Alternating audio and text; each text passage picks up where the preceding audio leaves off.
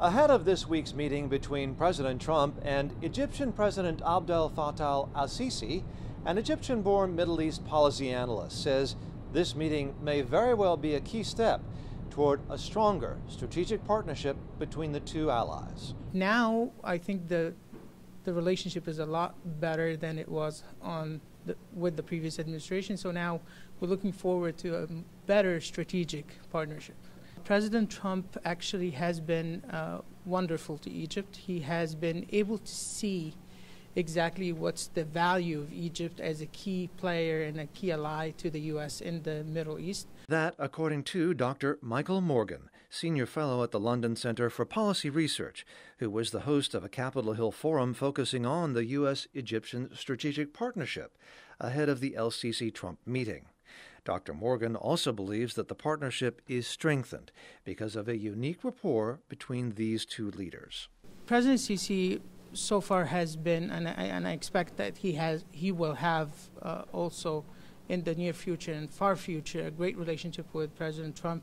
There's a chemistry started. That chemistry started actually when Trump before the presidential campaign, and the chemistry. They both had similar thoughts of how to deal with major issues like terrorism, what's happening in the Arab Spring in the Middle East. But though the relationship may be solid, there are clouds on the horizon in the form of terrorist groups, some of whom are being hosted in nearby Arab nations, says Michael Waller of the Center for Security Policy. The government of Qatar is a state sponsor of a lot of different terrorist groups, including ISIS, including Al-Qaeda, in the past as now. But at the same time, Qatar is spending a fortune here in Washington, buying influence among liberals, conservatives, you name it, to have the United States not be so friendly to Egypt and be more, quote, balanced in its relations with Qatar and the whole region. Sisi last visited the White House in April 2017